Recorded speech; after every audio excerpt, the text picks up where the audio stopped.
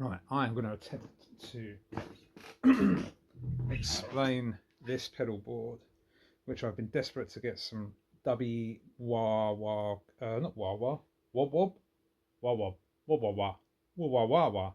some like dubsteppy kind of dance stuff out of. It's going to be a bit rushed because guys are going to turn up soon. So initially I was using something like the Digitech synth filter wah, and I kind of got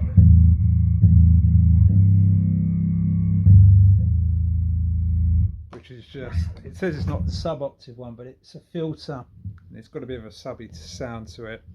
So I'll play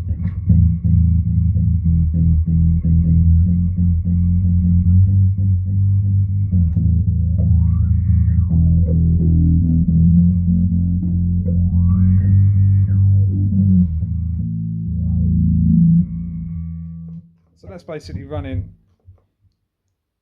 the synth wah into a wah, so I can get a bit of a filter sweep going, and that has its merits. It works on some things. It's quite good at doing a quasi didgeridoo. Sometimes it gets into the territory of.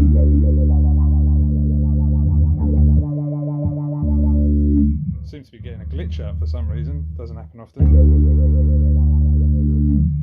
But anyway, I did that. I messed around with some octaves and some fuzzies. That was quite fun, and it gave me a good option between using just the octave or just a fuzz. I liked that.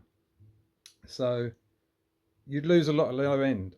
So I came up with the Morley, which I now run a direct signal into the first channel, and then this every other effect goes through the second channel, which I can mute with the tuner. So now this is just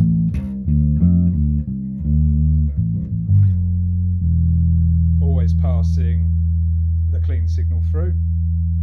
I'm going for a 2x10 traveller, mark bass traveller. Isn't maybe the best cab for getting these sounds, but it's lighter than bringing the bigger ones, so that's what I use. So we know I'm using a Ivan S sound gear, and where's the amp gone? Oh, there it is.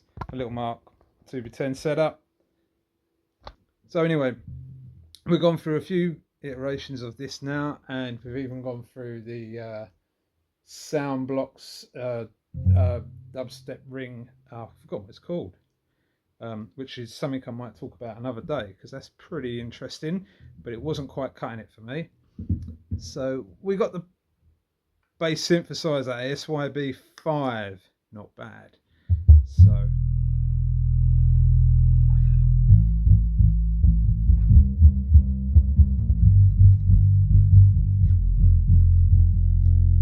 nice and deep. So then we get the expression pedal to give it a bit of life.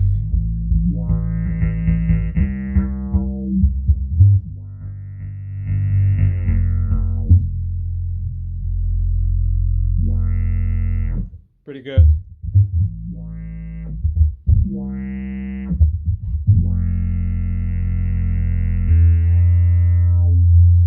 Really odd glitch. And that's what it is. The little compressor before it helps to hold its notes. Without it, it just loses. It loses all of its sustain, so this is quite handy for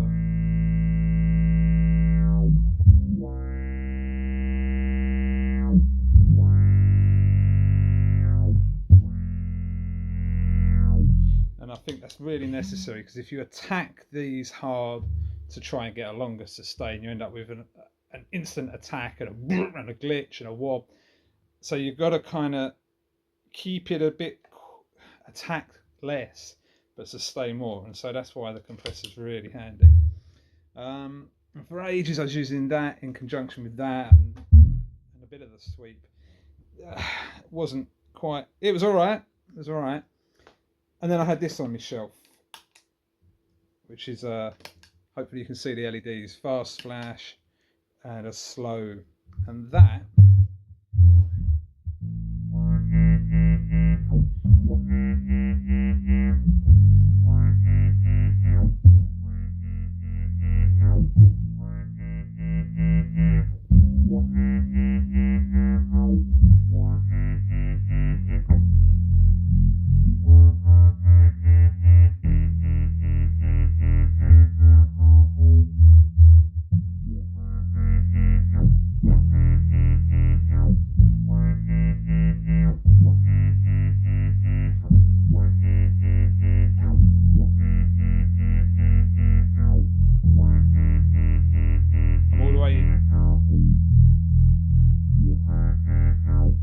all the way down to the low E with that. So in fact, I think it tracks better on the lower sort of 5 frets A and B than it does higher, but I keep reading that it's the other way around and it will track better from the 5th fret going up. I disagree. I feel like, well, I just feel like we get some funky noises down sort of 9th fret territory.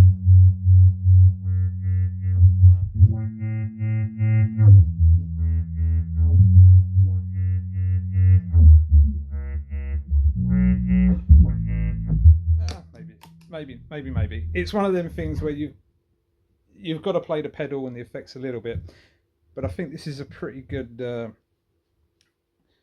what I've been after. So yeah, I'm going to try and record some songs with it later with the guys. Hopefully it will cut through the mix, and then we'll come back to doing some of the other bits, maybe. See how we go. Maybe I will give you a quick demo without the clean signal running through.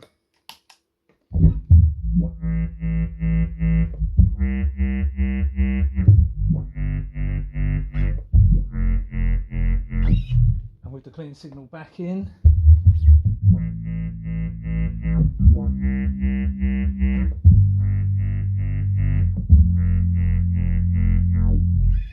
So hopefully you can hear the difference. It sounds pretty obvious in the room.